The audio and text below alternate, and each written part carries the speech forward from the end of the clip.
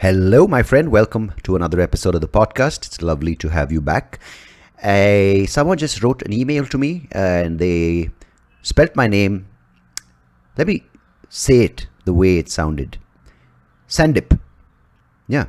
Apparently there are people out there whose name is Sandeep who spell their name S-A-N-D-I-P.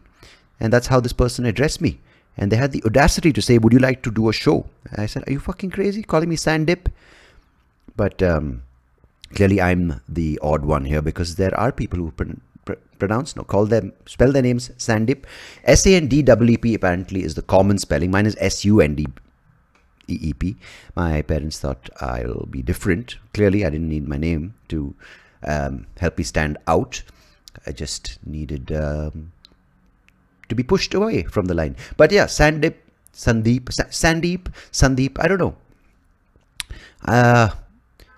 No one can find me. I realized. I think that's probably why you guys can't, write to me. Or maybe you just are fucking lazy and you don't care. And that's probably how this whole podcasting world works, where you don't give a fuck. And or everything that you guys write, reviews, feedback, all the ratings you give gets rerouted to Joe Rogan's podcast or the 3 other popular ones. I don't care. Fuck it, man. Do I care? I'm happy that I'm doing this, and it's so easy to go down the thing of fuck this, it's hard, or the other route where it's like, things will happen if they have to happen.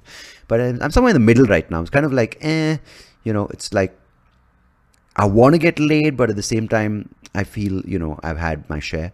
I don't know if that's a good analogy, but it's analogy. I don't even know if it's a good I don't even know the word analogy. I don't know how to fucking spell it. It's like, imagine if a lady whose name is Anna and her last name was Lidgy, like Lizzie, but they made it Lidgy. That's pretty much where analogy came from. It's an Anna Lizzie, but they made it analogy.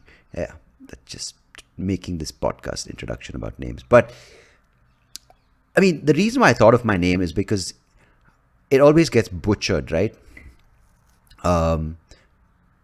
It's not that difficult a name either, and it's not even that exotic a name because my daughter's name, her name's Shasa, everyone till date has called her Sasha, and some of the other people at home make her name Sasa, and I'm just like,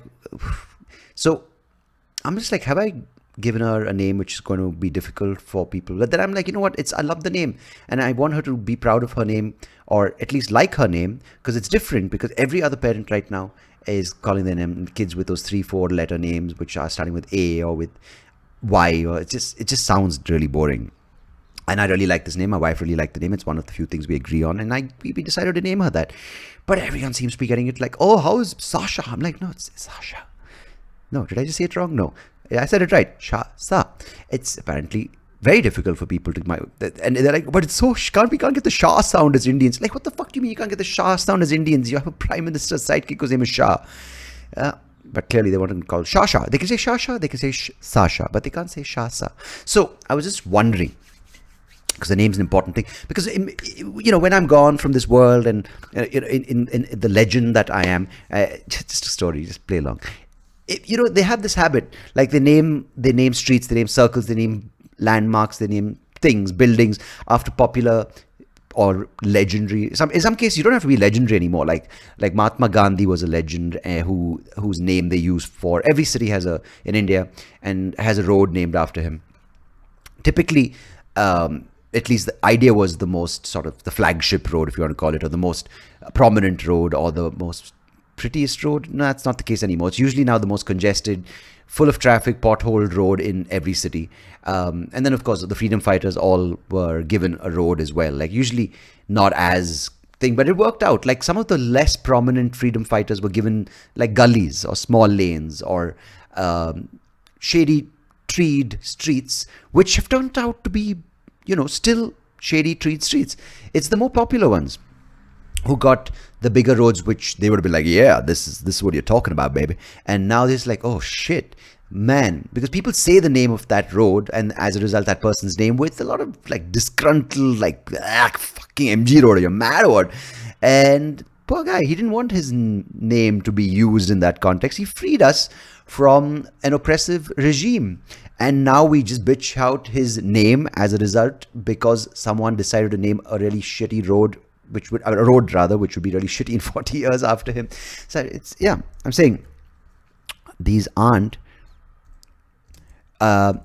things that people plan. Sorry, my something was, I was doing some recording. I'm recording right now. There was some file that was processing that I need to name now. So I better name it with, foresight. Because then now, of course, we name cricketers, we name sports stars. Like there's a circle in Bangalore called Anil Kumble Circle. And first of all, there's no circle there. It's just an intersection. Yeah, I'm sure like if you're living in America, there's the Martin Luther King avenues everywhere. There's the Abraham Lincolns, the George Washingtons, and of course the presidents and all these things. But it's, I don't know, man. What's this thing of naming like inconsequential things? Like Anil Kumble Circle, there's no circle there. It's the shittiest sort of traffic light.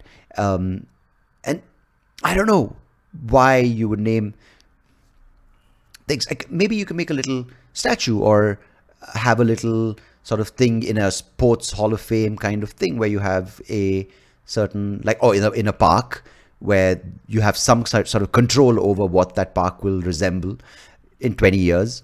Then you kind of go ahead and say, you know what, as a person who you're naming that thing after, I say, yeah, go ahead. But I wouldn't like to give my name, SoapyRao, to like, if you're doing that, fucking name a pothole after me.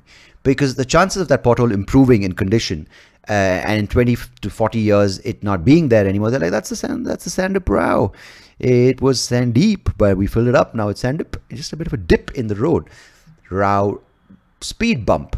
That's growth. From a pothole, my landmark became a speed bump. You don't want your name to be associated with something that regresses. Like if the great Mahatma Gandhi comes back, I'm sure he would like his name to be associated with a beautiful park or with something more in line with his thoughts, with his ideology, with his beliefs and what he stood for. Not a road that has been, marred by a horrible metro construction, shitty roadworks, bad track record of safety. Because he's done. The least you could do is at least rename the road to something else, like a present politician who did that butchery to the road. Keep these people who've sort of given up their life and their ideas, and they kind of stood for something bigger than this, for a country, for freedom, for democracy, to fight against oppression through the idea of non-violence and to boycott various foreign influences. You don't want them to be remembered. See, I know through stories and through history, I'm sure it might be passed on. I hope it gets passed on of the word. But as the time from that particular moment goes farther and farther, you don't really remember the person, but you recognize the landmark. You might not sit and read in history books how great the freedom fighters were for what they did, and you might not. Doesn't hit as close to home because freedom is something you take for granted. Like a kid today will take freedom more for granted than I did in 1990, and you, if you're in the 70s, would probably what I'm trying to say is the date gets closer to that time, it's closer. You remember, you're like, fuck, I remember the days when the British just left, or I remember the days when things were not as easy, when money was less. Now the freedom increases and increases. You relate to things that are closer in time frame to where you are, and that's MG Road, or it's a pothole, or whatever it may be. So I think you got to be wise to what people responsible as people who use that name, because you got to remember what that name signifies at a later point in time. So use objects which have and retain their meaning, which have the dignity, not just a road which Google Maps might use, or someone might say with frustration that they got stuck on. Why aren't you coming to have dinner at the Pink Labia? I'm stuck on fucking MG Road, bro. Yeah, see the thing. Pink Labia has more importance in your plan. There's no restaurant in Bangalore where I live, by the way, called Pink Labia. If there is, keep those lips sealed. But you get what I mean.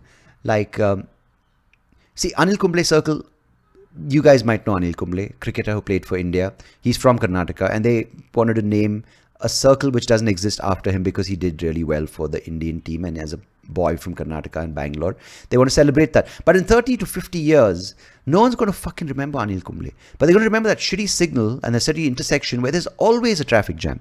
You get my drift. I don't have to make more examples. And I don't want to get into trouble already for saying two people's names, because, of course, that's the first thing to get our labias in a fold is if we use names, and if people won't hear what I have to say before or after. It's just that he used his name. Fucking ban him. So fuck it. I think I've said enough and I've made my piece on the topic. Let me know what your thoughts are. Or don't have to let me know your thoughts are. Just tell yourself what you think, because I think that's easier. But in the meanwhile, I'm going to tell you about today's guest, because he is a fantastic person. And today's episode, I think, it's going to be out on the 2nd of September. And the 1st of September, folks, wow, I just hit my finger on my phone. I think I might have chipped my nail. 1st of September is this gentleman, Mr. Ed Neumeister's 70th birthday. And he was lovely enough to join me on this podcast. He's a musician. He's a songwriter, He's a songwriter. He's an artist. He's been a musician for, well, closing out 50 years, possibly. Maybe more. I think more than 50 years. I think he started when he was 16 or 17. He plays an instrument called the trombone. It's a wind instrument. It is also a very interesting instrument. We talk about how the sound of the trombone has evolved, how he, being Ed Neumeister, is attracted to the instrument and didn't pick up just the run-of-the-mill, or I won't say run-of-the-mill, but a guitar or drums which impressed the ladies, but how he's honed his sound and his ear for the instrument, and how he leverages that, collaborates with various great artists, how he played for bands like the Ellington Band back in the 50s, I think, if I'm not mistaken. Dates, again, see, Ellington Band, one of the greatest bands, and I'm just like dropping some kind of numbers. And just the idea of how music has evolved, the industry, the sound, what people sort of have an ear for, and how he sort of kept himself relevant, and how he balances keeping busy with earning money and keeping true as an artist and evolving and honing his craft. Frankly, a fantastic gentleman. Had a lovely time talking to him and hearing his story and hearing his love for the trombone and for music and for the art of creation. Ed, if you're listening to this, happy 70th, my friend. Thank you so much for joining me. And for all of you listening, you're in for a treat. And thank you for listening to this podcast. On the other side is the conversation with Mr. Ed Neumeister. Enjoy it, share it, love it, lick it, and do whatever you have to do with it. Till next time, goodbye, God bless. This is SoapyRao signing off. Cheers.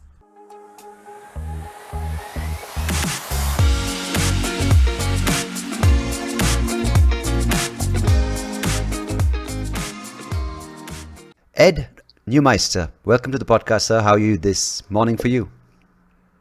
Great. I just got back from Europe, so I'm still unpacking, but it's early in the morning here in New York, but I feel great. Nice and refreshed. It's hot out here, but I guess I shouldn't talk about heat so much with you, because I'm sure it's really hot where you are too. You know, strangely, we are getting a bout of really cold weather. I mean, really cold as in for our standards. Because the past week we've almost had, I'm sitting right now in the first week of August, but almost like 10 days of rain, and it's dropped to pretty low temperatures, which we typically see like in November, maybe early December, and it's pretty cold. People have pulled out like their light sweaters, and but it's all changing everywhere, right? I'm pretty sure where Europe was on fire, literally. So it's pretty bad literally. Out there. That's right. And here in New York, it's very, very hot too, and humid. So I found that very strange, you know, because I've been to New York. I lived in the West Coast. I lived in a little town in Oregon for a while, and Oregon's a little more rain than snow. But your summers in New York are they get up pretty high in the scale. That's right. Yeah. Well, that's why they call it the dog days of August. Right. It gets hot and humid. But one of the things I like, I'm from the West Coast, San Francisco. And I lived in Los Angeles for a while. I'd never lived in Oregon, but I have family in Seattle.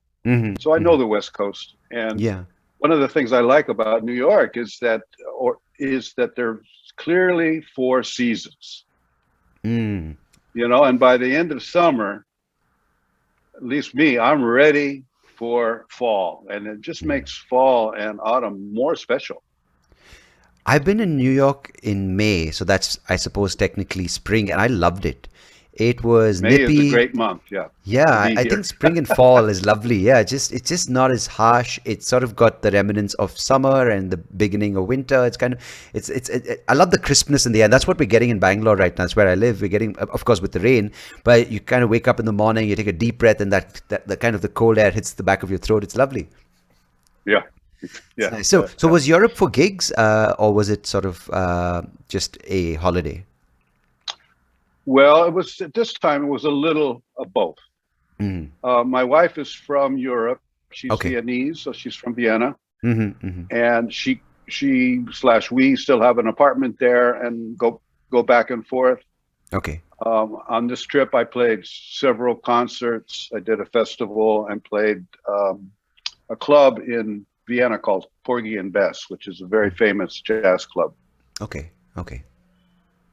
So, but I also took a holiday to Italy with my wife, which was nice, in Tuscany. Oh, lovely! I've heard good things about. So, is this your first? I mean, not first, but is this sort of now the live gigs, these places? I mean, I don't know how Europe is. I've never been. I've heard of the North Sea Jazz Festival. I've heard of a couple of these jazz, the culture of jazz in these places, but I've never really visited. But maybe can you paint a picture of how it is in Europe with, I think, in twofold, right? One is the jazz culture versus, say, jazz culture in New York or Chicago, and also now how it has been impacted because of the COVID-19 lockdown pandemic and how artists and venues are recovering. Well, some of them did not recover, which was really unfortunate. But in general, I was thinking about this on the flight back, actually. What's the difference between Europe and United States? And the short answer is everything. And people ask me this all the time about the creative culture or the jazz culture.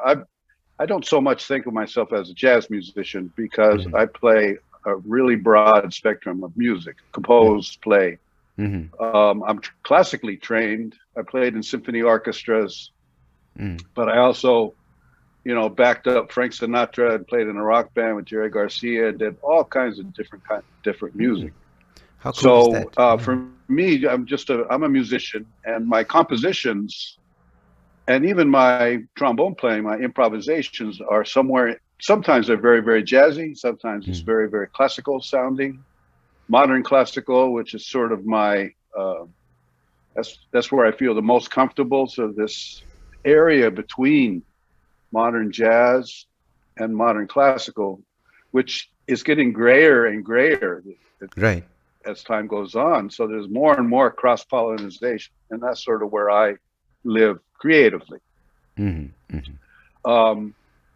Europe, because the arts are more funded, there's more funding and more focus on cultural activities in Europe.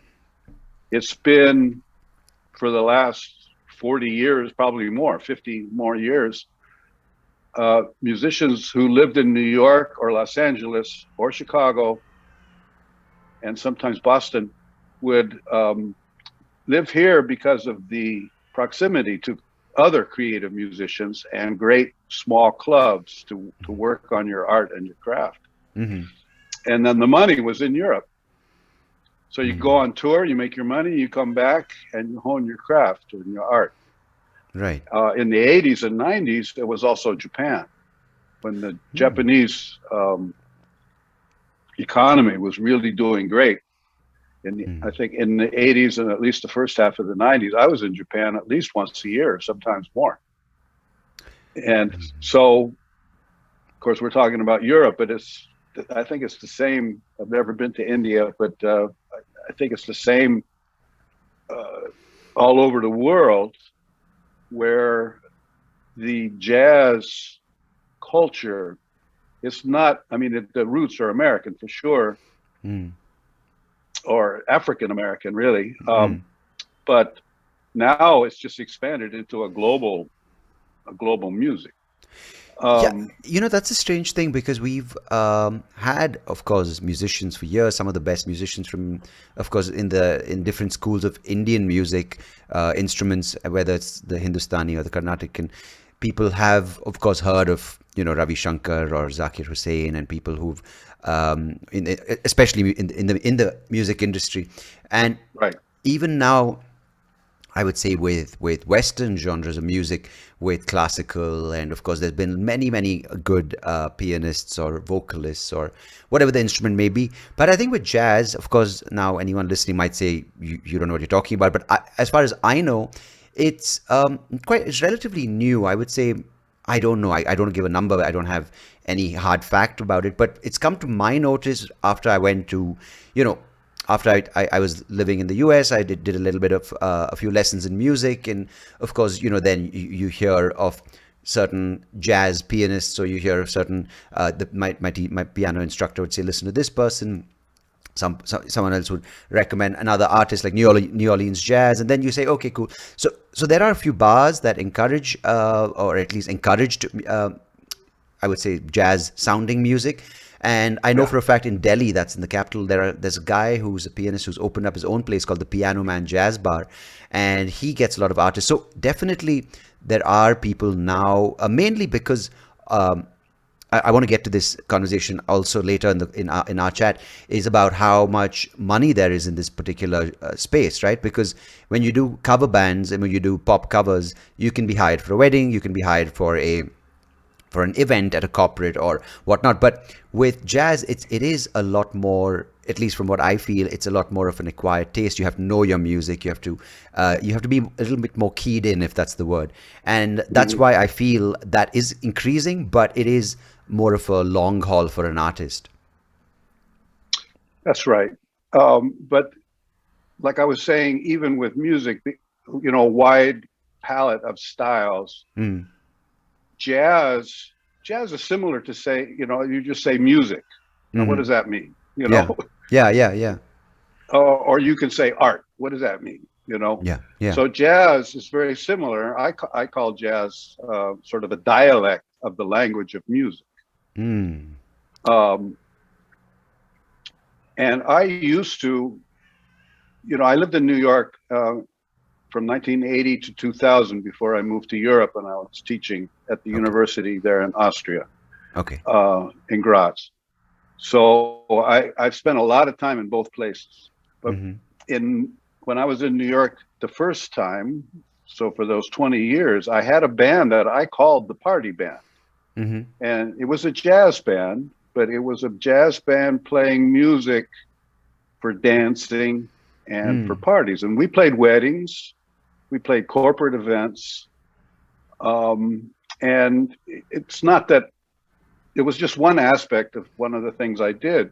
Yeah. And when you sort of edit it down to funky grooves and not too wild improvisations, especially for sophisticated audience, whatever that means. Yeah. Then jazz can be very, very enjoyable for a real large cross section of the audience. Is there a sense that some I wouldn't say jazz musicians, but people who come for jazz, are they a bit like wine drinkers? They take themselves a bit too seriously, some of them? Yeah, for sure. Okay. Because I got a sense, like, what school of jazz do you fall into? I'm like, I don't know. Is there a school? Exactly. Yeah. Right. Because what you just described was fun. Like, you can dance to it, you can sit back, you can listen. And I want to ask you, so you got, you said you played diverse styles of music. So how did this, when you started out, was it the trombone that you picked up at a young age and you stuck with it? Or did you start with another instrument, got into trombone? So what was that introduction like? Well, when I was 5 years old, I found my father's old trumpet in the closet. And somehow, he wasn't even really into music anymore, but I wanted to play trumpet. I started playing trumpet. Okay.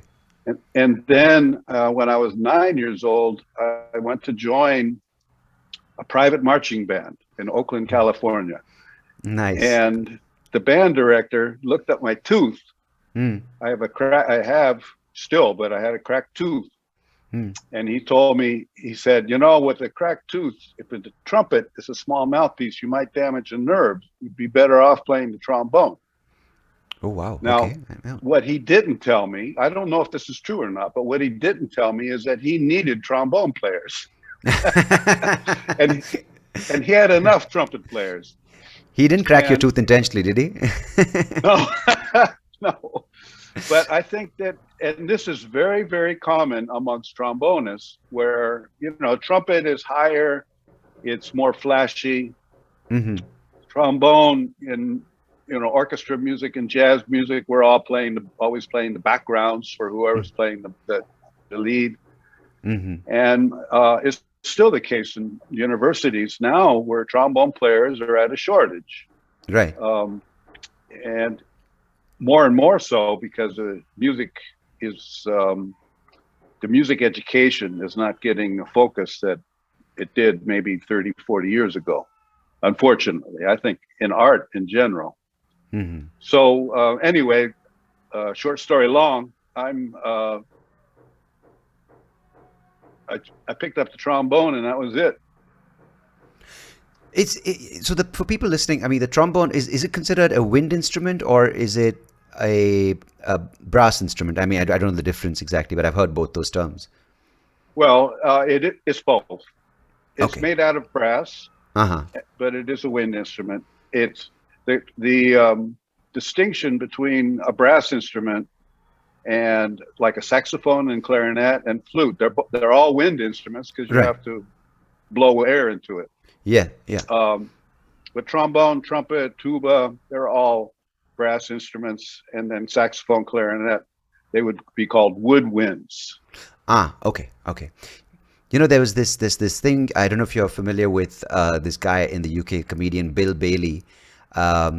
He does this thing called the Journey of the Orchestra, and it's this entire thing of how he breaks down the purpose and the role that each instrument plays, like the woodwinds, the brass, and he does it. It just, you know, it's obviously comic. It's a sort of comedy piece, but it's done really well, and it sort of, for me, in my head, kind of made me wonder what is the characteristic of that instrument that draws the player to it. Well, that's a great question. And, you know, I always say that I didn't pick the trombone picked me. Okay. I didn't pick jazz picked me. I didn't pick music. My family was not a musical family. And I just was into music from 9 years old until now. I play like I said, a lot of various styles, but nobody told me that was going to be difficult. And now, I'm learning that I'm one of the few people that really learned not all the styles, but pretty much the spectrum of styles that a trombonist needs to know in order to work professionally. And you were not forced by your parents into like lessons to be more, you know, successful or more diverse? None of that? No. For me, it was just common sense. I wanted to work. Yeah. And I wanted to work in music. Yeah. So then, you know, I was professional already when I was 15. Oh, wow. Okay. And the question is, what do you need to do in order to be working? So my goal as a young man, boy even, but especially as a young man, was just to work playing music, playing my trombone. And then I established that goal pretty young. So the next goal after that was earn a living playing music that I liked. Right. So over time, I started eliminating not necessarily musical styles, but more commercial aspects. And, you know, if I didn't enjoy, because a freelance musician, a lot of people don't understand this. If we don't work, we don't get paid. Yeah. And a job is anywhere from 1 day to open-ended. Yeah. Musical job. And for the most part, it's 1 day or a week or 2 days. It just depends, you know, if it's a recording or a concert. And so at the end of the year, especially when I was freelancing more, when I was doing my taxes, I would list maybe 20 employers. Yeah. And those were the employers where I was officially employed. And then all the other jobs, which we call cash jobs, yeah, there could be 50, 70, because they're just 1 day or 2 days. And yeah. No, so uncertainty it's something that doesn't go away in this business. Yeah.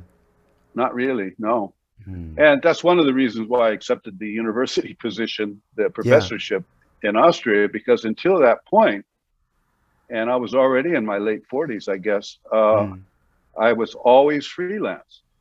And then you have some good months, then you have some bad months, and then the good months, you're like, yeah, I'll get a few, and the next month it's just zero, and you're like, again, anxiety levels popping up, right? Yeah. Right. And the problem with that I ran into is when you're busy, you're not really looking so much at the future. This is part of my philosophy anyway. You're looking at what do I have to do today? Yeah. Where's the gig today? What do I have to prepare? What do I have to, do? And then it happened 1 or 2 times where I was really, really busy playing 1 or 2 or 3 gigs every day. And then all of a sudden it just stopped and the calendar was empty. And that's when I learned, okay, I should probably plan ahead a little bit, because if you start trying to fill the calendar at the last minute, it's not going to work. And I feel that's the crack into which these people or these individuals, I wouldn't say it's a kind of person, but that's where the management appears, right? They're like, no, we'll plan your calendar. We'll make sure that the revenue is thing. And that's, before you know it, you've signed a contract. I'm not saying all are bad. There's a lot of benefit to it, but that in the negative side, they sign you up, and the next thing you know, you're just sort of doing gig after gig because they want you to hit certain numbers, right? That's right. Well, I've been both. When I was young, when I was 15, 16, we had a management, and we signed a contract and almost signed our life away. It was crazy. Okay. But we were in this youth band, and we did TV shows. And we thought we were ready to go. Yeah, but it didn't really go. And I mean, we were working. Yeah. In San Francisco, but so I guess the manager sent some tapes around to get sort of with management companies or people really into business, and they came back and said, "Well, it's a good band, but it's not original at all." Yeah. Which was totally true. I still have the letter in my archives. Right. And luckily that, it didn't last that long, but it really gave me a foothold into the world of music. What a lot of people don't really realize, and I think it's probably similar for stand-up or just people working in the arts in general, a manager is not going to sign you if he has to work. Yeah. I learned that the hard way, because the thing is now, of course, the nature of the beast is social media and how many footprints you have there. And you can be the crappiest, whatever, I don't want to say sell out or whatever, but you can be someone who's just got 1 year under your belt. You've probably got 20 minutes of material, but you just somehow clicked with social media followers, and they can, they'll fall at your feet to give you a special on these platforms. And you see this even at the Edinburgh Fringe, or I'm sure you've witnessed many of these stories where you have people who just go their entire career unnoticed because they just aren't good at marketing themselves. Well, I have several colleagues, musical friends that are, I would say, genius level. Yeah. And they're totally unknown because they're not self-marketing. And, I fall sort kind of in between because I really, like I said, I wanted to be successful. Yeah. So I did the research about publishing and promotion and marketing. This was all before social media. So I'm still working on it. Yeah. And I did have one manager in Italy for a while, and she booked concerts for me, European tours, and this was wonderful. Yeah. But she ended up going out of business. Ouch. But hopefully not because of me. but it's a hard business when you're promoting creative music and organizing tours. It's a tough it's one. It's an easy way to lose money. Yeah. So for me, I would say 90% of my professional life, I was my manager, I was my publicist, I was my accountant, I was on and on and on. And I'm getting to the point, or I'm at the point now where I have people helping me. Yeah. So social media people, this helps a lot because I'm just not into social media. Yeah, we just spoke about it before the call. I don't understand. They have so many different ways you're supposed to put a photo or a video. Just like, really, can life really be that hard? It doesn't have to be. Well, yeah. And now that I have people, it's mainly one person, but people helping me with that, I still have to feed them the information to a point. But it takes a lot of pressure off me. And it's something I don't have to think about. You know, I know that there's going to be 2 posts a week or whatever, you know. I know that what gigs I have coming up will get posted. Generally speaking, things like that are the things that it's not that I forget to do. I just never or don't always have time to take care of it. Yeah, it seems, you know, it's sort of one of those things that happened just before things went into, you know, the lockdown 2020. I was almost like in this position. I was doing, at that point, I was sort of maybe 13 years into like my stand-up career.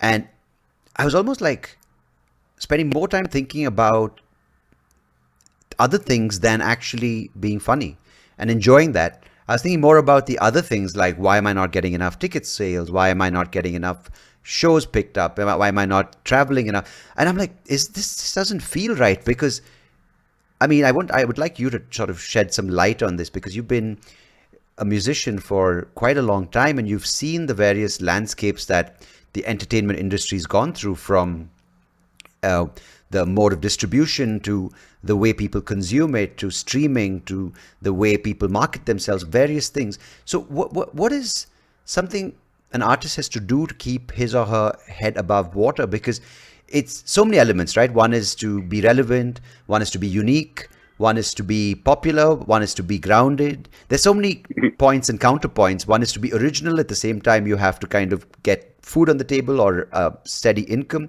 The other one is to be innovative yet keep your style. I don't know. It just every point you mention has a counterpoint. So can you maybe talk me through some of that stuff you've experienced personally? Well, one of the things that I think make my I want to call it product, my output, unique, is that from the very, very beginning, I always kept my creative flame burning. Okay. And everything else I did was to support my creative, I would say, habit even. A lot of musicians, I've learned the creative aspect is not maybe quite so important. So I'll just use the cities I know the most, which is San Francisco, Los Angeles, and New York. Musicians, if you're, really high level professional musician, you can work in the studios, you can work in theater, and you can make a really good living. Right. But it's not really creative. Yeah. You're playing your instrument, and hopefully you're playing music that was composed and arranged by somebody really good. Not always the case, but hopefully. Right. Because I always wanted to pursue my creative life, I had to find a way to support that. So in my, let's say, earlier career, I supported it by playing more commercial music. So I did recording sessions for television and movies, theater work. I played weddings, bar mitzvahs, bat mitzvahs, even Chinese funerals. I would go, you would go play. Right. And not that Chinese funerals are funny, but I get you as an artist. Sometimes you're like, you can imagine. Yeah, I can imagine. There goes Mr. Wang. Like, It's interesting because they show their wealth by how big the band is marching in front of the funeral procession. And then as I got more and more busy and my creative life was starting to bring in some income, then I could, you know, just say politely say no to certain things that were less interesting. My observation now is that the musicians who are continuing their creative pursuits, or most of them are teaching in universities. Okay. And the musicians, the composers that I really admire, many classical composers and jazz musicians as well, almost exclusively have some kind of university position. And it's not it's changing. It has changed. But once you like have a profile, a certain profile and resume, then it's possible to get a teaching position or a residency or some support. Now, back in the 80s and 90s, and probably certainly before, jazz musicians, they earn the money in the studios. And you could make really good money in the studios and then go play your jazz gigs at night and then make a tour, you know, from that sounds like a fun day, just like such a fulfilling day, right? You do what you have to do in the daytime and you do what you want in the night. Exactly. Yeah. But the recording work over the last 30 years has really changed. It's more computer based and synthesizers, and it's not so, you could still, well, just put it in context. When I first moved to New York in 1980, there were probably 20 to 25, maybe 30 trombone players, not musicians, trombone players who were earning a living mostly in the studios. Oh wow! Okay, that's quite big, yeah. Now I don't think there's anybody, you know, that exclusively does that. They play theater and they do different things and maybe teach a little bit, but the recording work is just not as lucrative as it used to be. In Los Angeles, it's still possible to a point because a lot of the big Hollywood movie dates are recorded there, but not all. London, there's a lot, and it's more international. But the small group of busy recording musicians are still able, although they do teach and they do, we have to piece together our life somehow. Now, there was, in my observation, if you're a recording musician, if you're a studio musician, you have to be a chameleon. You have to do what the job is. You can't come in and be creative. Not really, you know. Yeah. You look at the music on the paper and you play it in the style that was intended, and you know, you get your money and you go. Yeah. And consequently, the two worlds. Yeah. Consequently, studio musicians had a tendency to lose their own voice. And when they did their creative projects, you don't necessarily, or this is one of my observations and even complaints back in the day, you kind of lose their personality. And there were two musicians, they happen to be brothers, that really inspired me. And maybe you've heard of them. They're very famous. Michael Brecker and Randy Brecker, the Brecker brothers. Okay. Super famous horn players. Okay. And I would work in the afternoon with them in a studio playing some stupid television music. And then I'd go see them playing at a jazz club in New York, and they never lost their own personality. Now, I don't know how conscious that was, if it was just natural. And a lot of other musicians didn't, let's say, retain their own creative personality as much. So for me, that was very inspiring. Yeah. And even though it's good to have those one or two examples that keep you Oh yeah. hopeful and keep you alive in that space, right? Because if everyone goes to this side and just does the chameleon nature of the job, then you're just like, what's the point, right? Well, there is a point, and that's money. Yeah.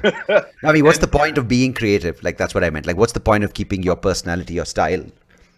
Yeah, and for some people, I think it's not as important as it was for me.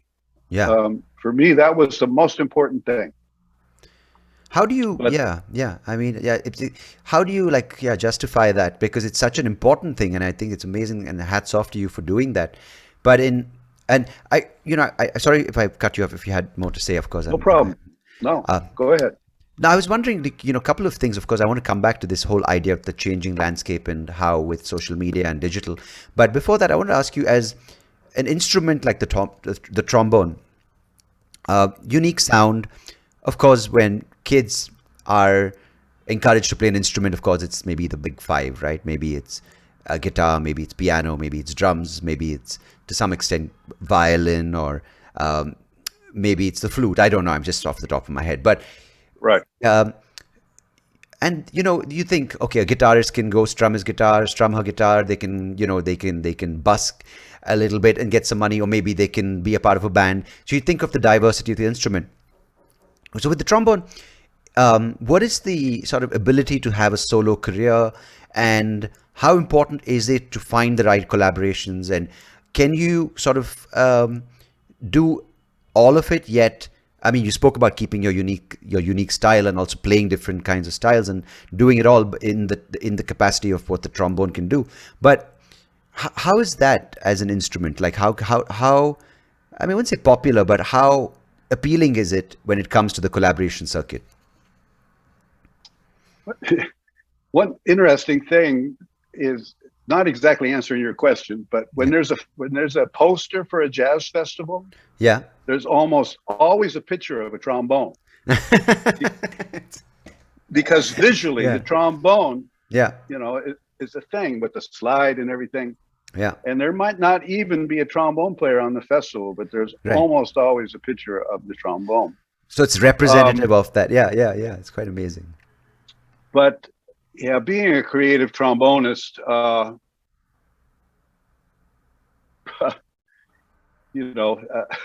don't even know what to say about that. I'm still chipping away. I'm approaching 70 years old, and I'm still working on it, and I think I have a good chance. Now, I didn't sort of come at the question from what's the point of playing the trombone, but how do you kind of find the sound? Let's call it that. Like, how do you find the right sound to collaborate with? I know there are arrangements in jazz or in the orchestra where each instrument has its place, but when you go solo, you want to have a creative expression of what you've composed. So what is the approach you take when you want to? Because I know you're a composer, you're also a producer. So what do you look for in a collaboration? Let's put it that way, because I know your career is fantastic. I wasn't undermining it in any way, but I was just trying to understand your approach. Yeah. Well, one of the reasons I live in New York is this is the center of the creative music world, for sure.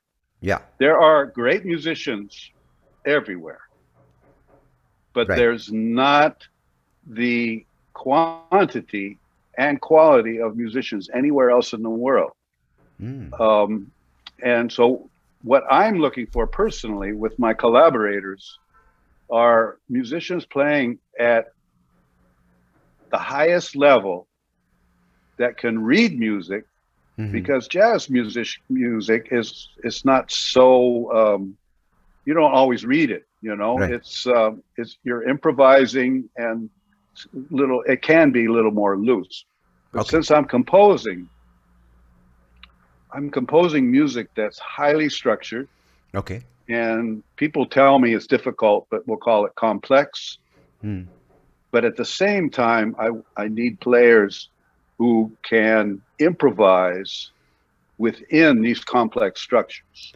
Okay. And there's very few people in the world that are at that level. And most of them are in New York. Now so consequently, because I've traveled a lot as a soloist, and then I don't want to say picking up, but I'm put together with different bands. I play with, I would, go and play, just for example, a club in Copenhagen, and there's musicians that I never met that I'm playing with, and we have a short rehearsal and a concert. The first 5 minutes of the rehearsal, I have to sort of figure out their level and their best abilities, so that I don't want to challenge them too much, so that we can have fun playing. Right. And right. I have, especially when I was younger, tried to force them to play my original compositions, and then it just got frustrating because they weren't at the level to do that. Also sort of defeats the purpose, right? It becomes almost like I can play it better, you can play it better. So the music kind of rivals, as opposed to sort of, what's the word, like the cohesion, sort of making something larger. Exactly, or the middle ground. It took me a long time to realize this, because I'm a composer and I want to play my music, but I'm happy playing a standard, jazz tune too, that everybody knows, or the blues, or something that's familiar. I'm completely okay with that. Yeah. So that is what I'm looking for in my collaborators, is of course the highest level, but also players that are able, let's just say they have classic training, or they're able to read notated music and be creative and free within that context. Just for example, I have a concert tomorrow night with my quartet. And the bass player, his mother recently passed away, so he has to go away for a funeral, for his mother's funeral. And so I had to get a substitute. Right. I learned as my plane touched down last night. That's what I opened my phone, and that was my first message from him. Right. Luckily, I only had to make one phone call, although we don't make phone calls anymore, text message or whatever. Yeah. And I was able to get another world-class musician to play the concert, and without me compromising the music. Right. Some years ago, I have my jazz orchestra. I was recording my jazz orchestra in New York, and for some certain positions, because that's an 18-piece orchestra, some of the positions, I had to make, I would say, between 8 and 10 calls before I found somebody that was available for the whole thing. Right. Now in New York, it was the 10th call, and I'm still talking to a world-class musician. There's no other city where that's possible. Pretty amazing. Wouldn't it have just been simpler to be like a DJ? It would have been. If any DJ is listening right now, I apologize. I'm not taking away from your skills. Well, the DJs have taken away a lot of musicians' gigs. And in that regard, and again, when I was coming up in the music business, a big part of my income was playing for people dancing, playing in clubs and playing for people dancing, not just concerts. And nowadays, most of those gigs are done, if there's a person there at all, it's a DJ. It's a DJ, So that's just, at the beginning, we all were complaining, but that didn't help. That didn't get the gigs back.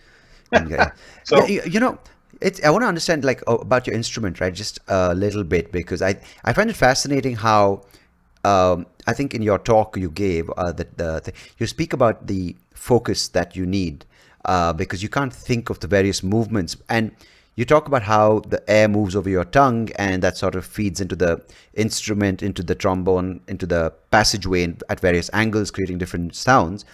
And it almost, for me, it felt like when I heard a couple of your pieces, it almost sounds like, because of course the guitar you use your hands, piano you use your hands, and a lot of it is coordination, muscle memory. But in this case, after you mentioned what you did, it felt like almost you're speaking into the instrument. using your tongue, the manipulation of your tongue. I don't know. Does that make sense at all? Oh, yeah. Well, people compliment me all the time because I sound like either I'm speaking or singing. And when you're playing your instrument? When I'm playing my instrument. And right. I think I never thought about it, is people started complimenting me. And my first reaction was, well, I thought that's what we were supposed to do. Yeah, I just heard before this, I was listening to your album Alone Together. Yeah. And you were playing on that, and I was like, it sounds like someone's doing something with their mouth. It's not an instrument. And I think that was you playing that, right? Yeah. Oh, yeah. I was just like, I need to ask Ed how, because of course, I mean, it takes talent to play. Every instrument involves a lot of talent and dedication, discipline, and practice. But it stood out for me because you spoke so specifically about the passage of air over the tongue. Then I heard it, and I was like, it's almost like, you're talking, and instead of your lips projecting the sound, it's this extension, right? Yeah, exactly. Well, one of the things you learn as a brass player is vowel sounds. So if you want to get an open classical sound, you think aw. Right. And then in the upper register, it's more e. So it's where the tongue is moving and how the airstream is flowing. So that's sort of the basics of it. And then because of some of the bands I was in the Ellington band for quite a while, and the Mel Lewis band, where I had a lot of solos with this plunger mute. Right. And just for people who are listening, plunger mute is literally the bottom end of a toilet plunger. And okay, I didn't want to say anything because I didn't want to come across as too ignorant or like a know-it-all, but I'm glad you clarified that. And every plunger, every mute actually has its own particular sound. And so I was really exploring the possibilities just with the mute. Why does this mute sound different? Not so much why, but this mute sounds different than that one. Which one is my mute? Which one should I use? Yeah. And people ask me this question, even brass players and trombones, how do you make those sounds? Yeah. The short answer is, I don't know. I just do it. But it's coming from vowel sounds. Okay. And using the tongue for different, like with languages, sometimes like the French roll their R. Yeah. So and it comes down to overtones, the harmonic series. So if I'm fluttering my tongue, it's creating overtones, different overtones than if I'm playing just a normal sound. So do you push? So are you making these shapes and just pushing air, or are you making a sound from your mouth? Both. I mean, the air is always flowing. Yeah. Sometimes I sing at the same time I'm playing a note. And that creates what's called multiphonics. So we have two notes coming out, but the two notes are reacting to each other, which we're creating more notes because of the overtone series. That's pretty fantastic. Yeah. I never really scientifically. I'm still learning about it actually, in my teaching especially. But when people ask me, especially trombone players or trumpet players, how I'm getting those sounds. The real answer is, well, I spent hours and hours and hours and days and weeks exploring the possibilities. So I think really the big difference between me and the sounds I'm getting and pretty much everybody else is I just put more time into it.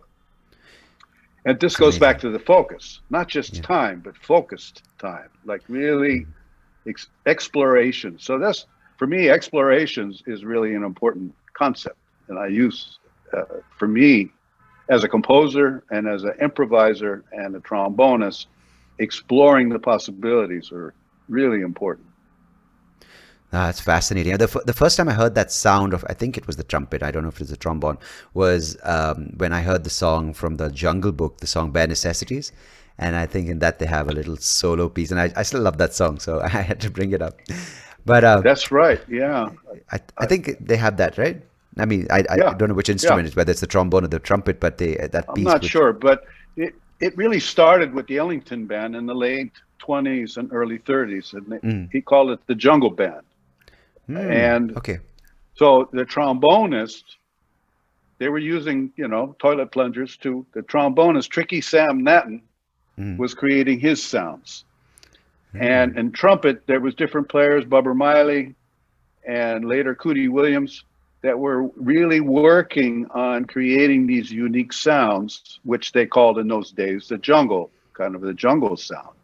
So bringing, and because jazz is African-American music, it just makes sense, to bring sounds, not just classic sound, but sounds, plural, into what we're doing. For me, I think it's very important. Yeah. Going back to, I think, even an earlier question, talking about brass instruments, at the beginning, we have to learn a classic sound, or you don't have to do anything. But if you want to work, you want to be able to play the classic sound. But and if you're going to be playing in orchestras, and we'll call it, normal classical or straight ahead or normal jazz, probably that's all you really need to do. Yeah. But for me, because I've got this creative streak and creative drive always, sound, singular, was just a goal that, I reached early, like in my 20s, or I don't know. And luckily, I never had problems with the embouchure or anything. It just, everything worked for me. I had good teachers. And for me, then after sound, the goal was sounds, plural. That's amazing. And so did your environment or the time you grew up in and learned music sort of influence that? Because I feel, and this may be completely off point, but with the internet and with so much access to people, you have a lot more people who can show off or perform online. You have a lot of artists who are on YouTube making videos of themselves playing the instrument. But let's even go one step further and say, with all these streaming music services, music streaming services, you have all these different opportunities to showcase your music. And you mentioned something which was all these sounds coming in. But do you sense from when you were shaped by your environment of learning and being so keen on expressing your intention through this through the trombone, or just through focused learning more and more, and just not stopping at saying, you know what, I can play conventional orchestras. And, kind of on the flip side, you have today where you have so many people with so much access. And in some way, I feel with so many possibilities of techno, sound, digital, it almost sounds like there's a lot more similar sounding music out there. Is that something that you would have experienced, in sort of maybe what is the thing that you can pass on to people listening going, this is what helped you not sound the same? Well, one of the things that helped me not sound the same is that was my intention all along. Right. So I wanted to create my own original voice. Okay. And so consequently, when I was already in my late 20s, I stopped listening to trombone players. I didn't listen to trombone players. Once I got it, let's say, or got close to it, whatever that means, then I was listening to saxophone players and trumpet players. So John Coltrane and Freddie Hubbard and the great jazz musicians, and learning from them, piano players, and taking from them and not imitating or copying trombone players. That's very interesting. But to step back even further, I grew up in San Francisco in the 60s. Yeah. So I used to go hear Jimi Hendrix play, and the great rock bands. San Francisco was really a great place to grow up in many ways. And of course, I experimented with all the different mind I know this mind this podcast is completely enhancing. uncensored. Yeah. I'd love to hear that as well. Which there's a But resurgence of, by the way, now I think, yeah, which is there great. is. You're right. Yeah. And so, I mean, I had that experience, but listening to, bands like Cream and Iron Butterfly and Jimi Hendrix and Janis Joplin, Tina Turner, and this is before I even knew about jazz. I was going with my friends to these concerts. Yeah. And I think this was a big influence on me. And people tell me sometimes that I sound like, especially when I'm using my sounds, that I sound like a guitar player with the wah-wah pedal and distortion. Yeah, right. Not that I'm imitating that, but it's just part of my overall experience. So for me, that was the focus. One of the problems now, as you say, I think you said it better than me, there's way too much information out there. And if everything is available all the time, where do we go? And that's something I have to tell students, if we're grabbing this and grabbing that. And then the other part of that is they don't know what they're listening to necessarily. A student will come in to me for a lesson and maybe transcribe the solo. Yeah.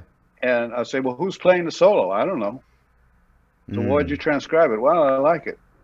And then, so not only do they sometimes not even know the soloist, they don't know the other people on the record.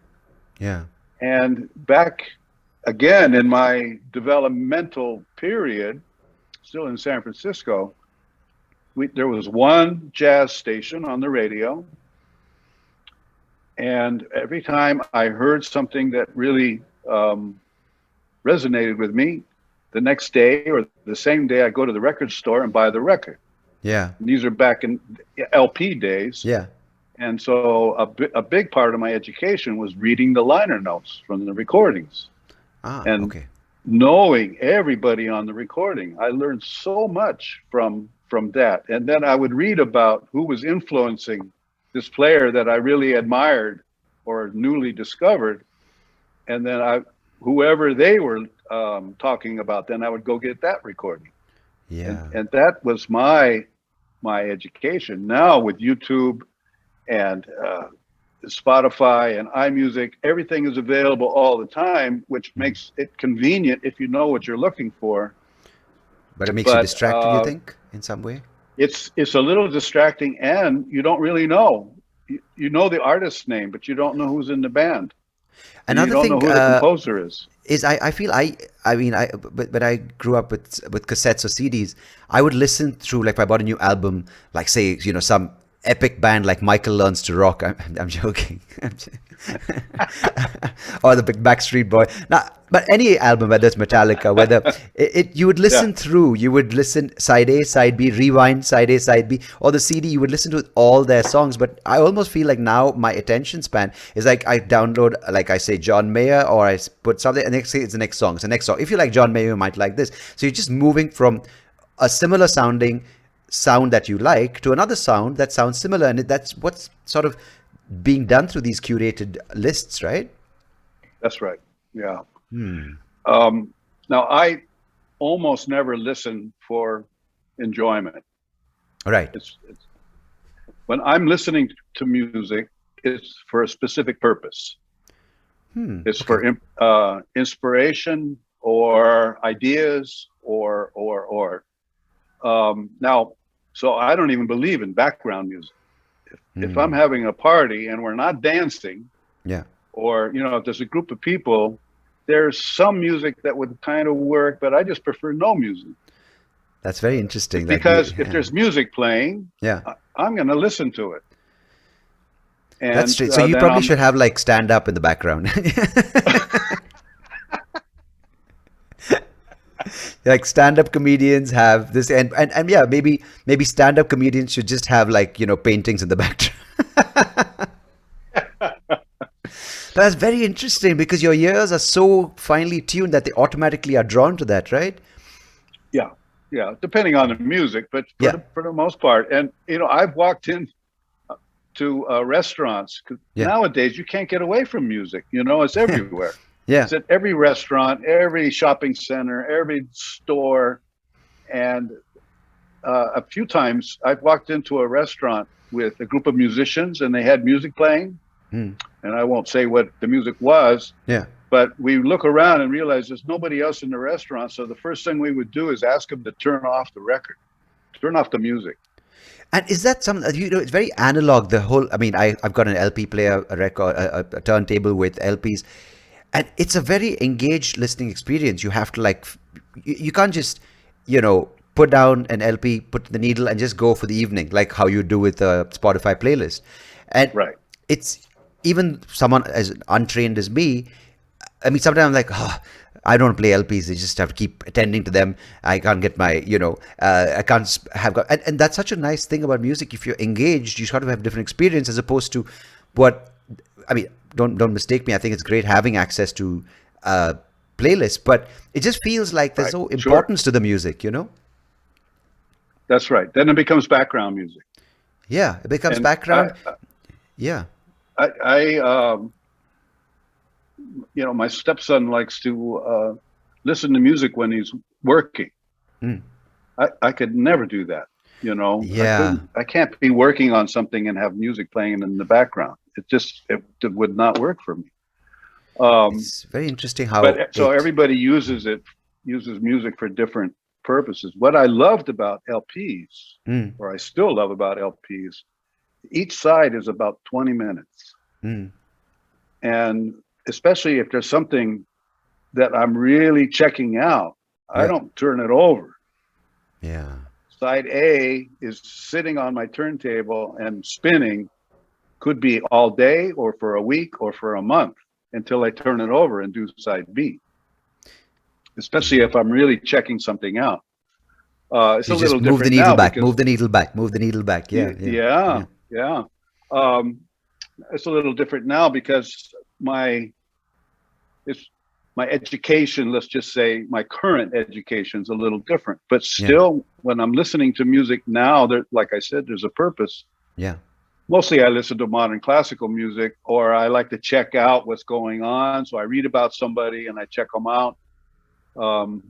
Maybe that's where I go to Spotify, something, you know, and I do have some playlists that I can use when I'm driving.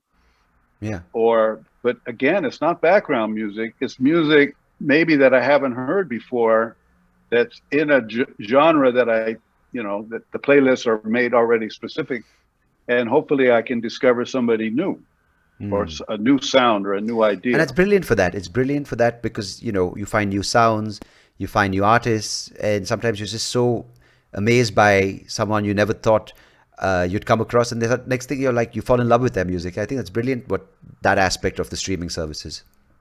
Yeah, that's right. So there was something else I was going to say. Oh yeah, not to interrupt, but no, please. Because I'm composing. I'm almost always composing. So there's my day, my work day, my life. There's three things that I intend to do every day, and one is compose, one is play the trombone, practice, play, and the other is do some physical exercise. And those three things are the most important things in my life, really. I mean, the exercise part is staying healthy and eating healthy. So, but the composition and playing the trombone, and since I'm a composer and I'm an improviser, most of my trombone playing when I'm alone is me improvising, composing in the moment with the trombone.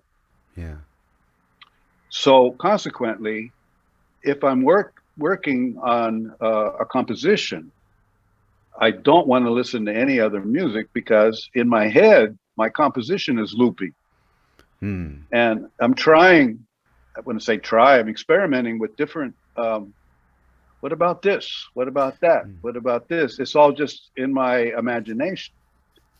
And if there's music playing, either that ends up in my piece, or totally distracts me, you know, takes me to another place. And you don't want both those, No. No.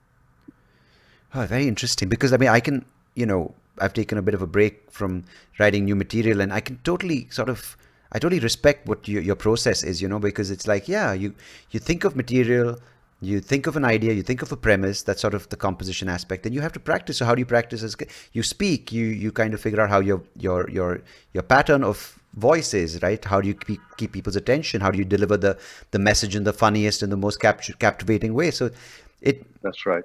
It's really nice to hear it from someone who's been in the business and who's been constantly growing. And well, it's interesting that you mentioned that you're going to turn 70 this year, because I'm entering the new decade as well. I'm going to be 40 this year, and I want to know what's in store for Mr. Ed Neumeister in the years to come. Any new projects, any new collaborations? And before we wind up, if you could tell me that would be great. Yeah, sure. Well, I have my quartet that I was talking about. I have a new jazz orchestra now. We were talking earlier about inclusion. Yeah. And it's another aspect of being in New York. I decided, well, I'll even step back. You could tell me if I go on too long, because once I start talking, No, it's perfectly fine. Yeah. No, it's good.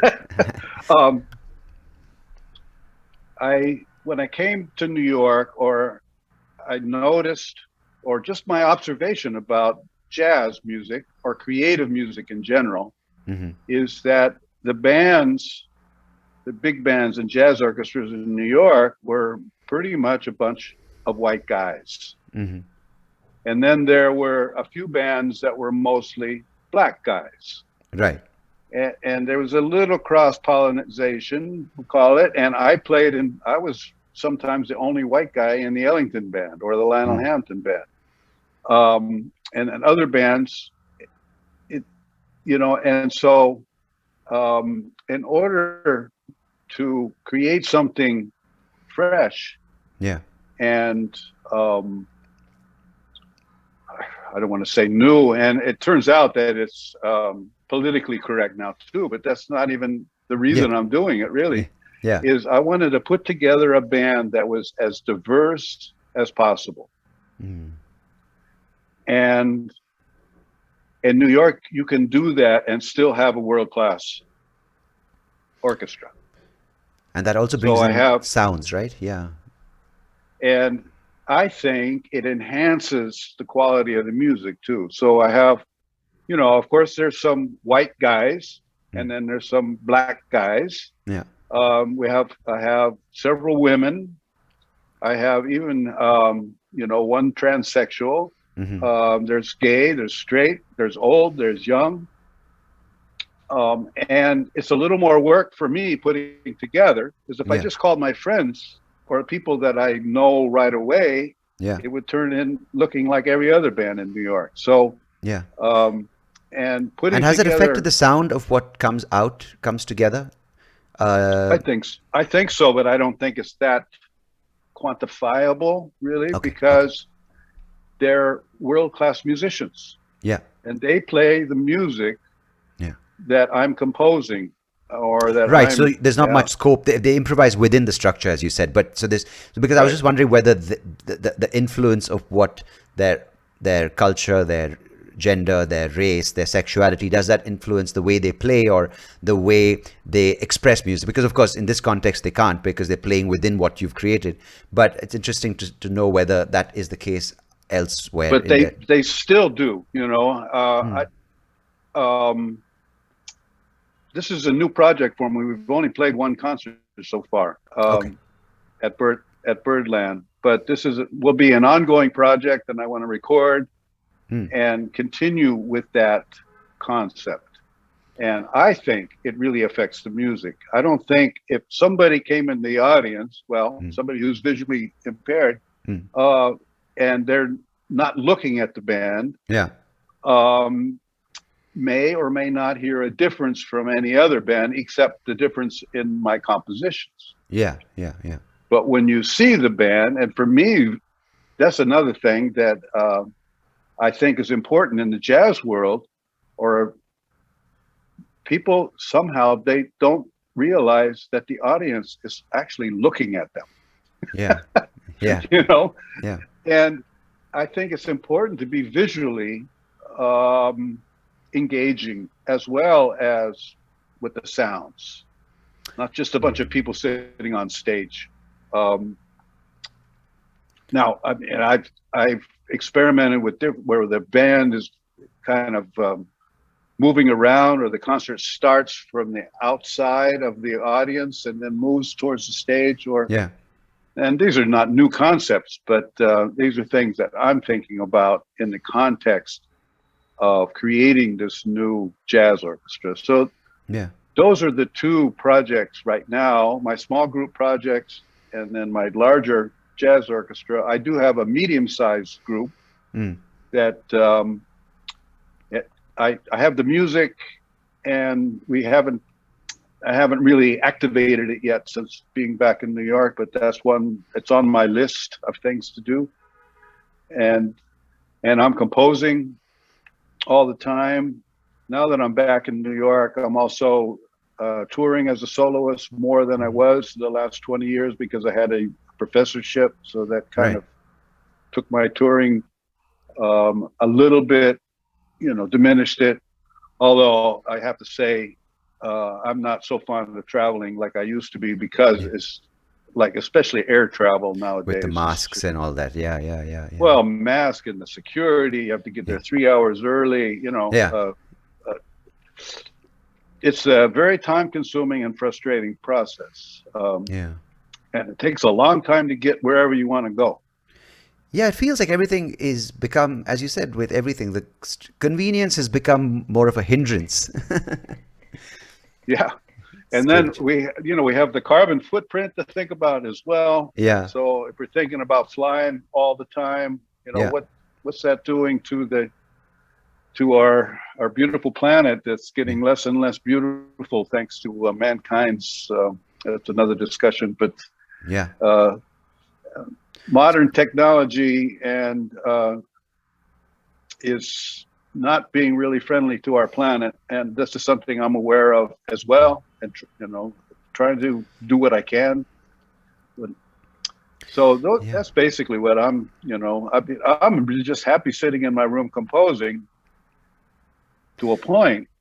But I want the music to be reflected out to the audience so that I can get feedback in that regard. So, and I don't have an agent right now. I do have a publicist, and he's been a great help. And just trying to keep, maybe I use the word trying too much. No. One of my kind of philosophies, when a student of mine says try, I always say, no, we're not trying here. We're only doing. But as far as experimenting and working on new concepts, and I'm realizing finally that because I focused on creating my unique voice, I do have a unique voice. And this is something that I've been talking about for a long time, and even at workshops and clinics, declaring to ourselves that we're an artist. And it's so amazing for people, especially musicians, to hear your story and hear the perseverance with which you've developed and sustained that unique voice, because it's so easy to sort of get disheartened and sort of get drowned out by the other noise. And you mentioned that, mankind and our activities, of course, it's some of the things we've done to this planet and to each other is horrific. But I think one of the good things that human beings have done is we've developed and discovered music. That's some bit of love and harmony left. And I think on behalf of everyone listening, I think I'd like to thank you and salute you for all the years of dedication and love for the instrument you play and the art you have pursued. Well, thank you for the invitation. It was a great conversation. Thanks. And thank you, I hope we can meet in person one of these days. I was going to say, when you enter your 70s, I enter my 40s, hopefully we can meet in New York, and I have the privilege to listen to you in action. Works for me. Lovely. Great. Thank you so much, Ed. I really appreciate you for joining me and for sharing your story and for everything that you've done so far and that you are going to continue to do going ahead. And I don't know when your birthday is, but advanced happy 70th birthday to you.